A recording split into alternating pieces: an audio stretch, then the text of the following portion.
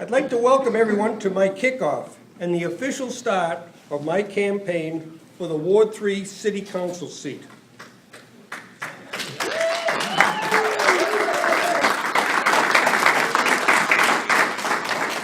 In 1973, I began my orthodontic career right here in Northampton in the Central Chambers building. My downtown location gave me the opportunity to meet and work with people in the Chamber of Commerce, the Rotary, local banks, and not to mention thousands of clients across Western Massachusetts. 15 years ago, my wife Marilyn and I moved to Hancock Street. We loved the flowers around the house and being close to downtown amenities. As the years passed, however, we noticed some trends that concerned us. And as the leader of the Ward 3 Neighborhood Watch, I have heard similar concerns from other residents. Our roadways have deteriorated, reaching a point where retailers tell me it's having a negative effect on business. I will work with the DPW and the citizens to make road repair a priority. And as we assess the roads, we need to think about traffic calming. Trucks should not be a frequent sight on narrow residential streets. And cars need to travel at speeds that don't put pedestrians at risk.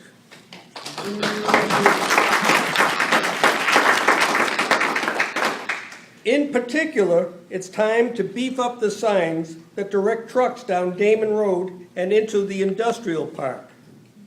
I will work with the city and the Massachusetts Department of Transportation to make this happen. My Neighborhood Watch experience has taught me how important it is for residents to be connected and well-informed. I have already set up a website and a Twitter feed to share news, and I welcome contact by phone or email. I look forward to being a full-time counselor. When you call me, I will call back. My goals are to preserve and enhance what make Ward 3 special. Number one, Bridge Street School. If we are to have a vibrant downtown, we need a vibrant downtown elementary school. It is a key anchor of our community. We must keep it open. Some of you are aware of how the Sustainable Northampton Plan might impact Ward 3. For the past 2 years, I have followed the deliberations of the Zoning Revisions Committee as they tried to render concepts like smart growth and infill into concrete regulations. I expect the Planning Board will take up their proposals this summer and fall. I support infill when it enables individual homeowners to add a unit or two to their properties and make better use of existing structures. I have concerns when infill is of such a scale that it paves over valuable downtown green space, causes parking and traffic problems, and disrupts our neighborhoods. The understandable zeal of developers to make profits and the city to grow tax revenue must be balanced with residents' quality of life. I have also been paying attention to the redevelopment of the fairgrounds. This historic site is undergoing important renovations to ensure it remains viable. The Morgan Horse Show deserves the safe, modern facilities that are going up as we speak. I want the fairgrounds to succeed. But the process has not been without problems. Some abutters are rightly concerned about the management of stormwater on the property.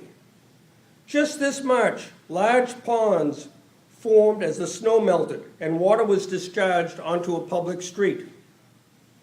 Neighbors need to be respected, even as the city pursues worthy projects. It is not acceptable to impose significant burdens on ordinary citizens without their compensation or consent. Which brings me to the Meadows. This has been a key agricultural site since the city was founded, not a recreational area. The farms themselves are substantial business enterprises that work with heavy equipment and want to produce a high-quality product. This is not compatible with people riding bikes and ATVs along private ways and through the crops themselves. And most people are probably not aware that a small amount of dog waste can render a large amount of hay unusable. The management of this private land should be left to the judgment of those who own it and work it. If safety concerns dictate farmers who want to put some space between hazardous farm equipment and the public, this should be respected. I don't want to close without expressing my appreciation for the service Angela Plassman has given to our ward.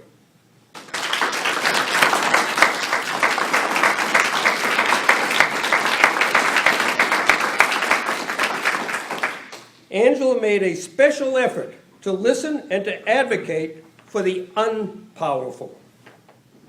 In particular, she was able to achieve improvements for the residents of the Walter Salvo House, and I pledge to build on this work.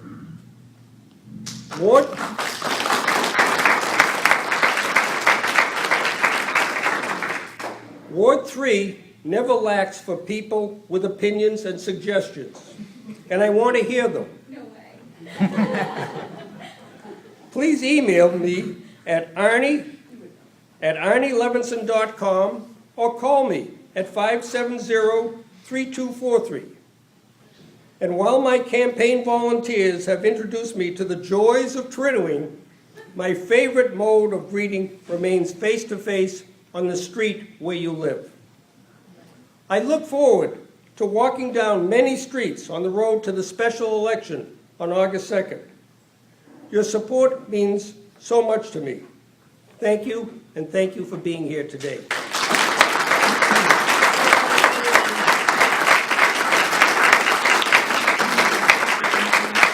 Does anybody have any questions? What's that phone number again? 570-3243.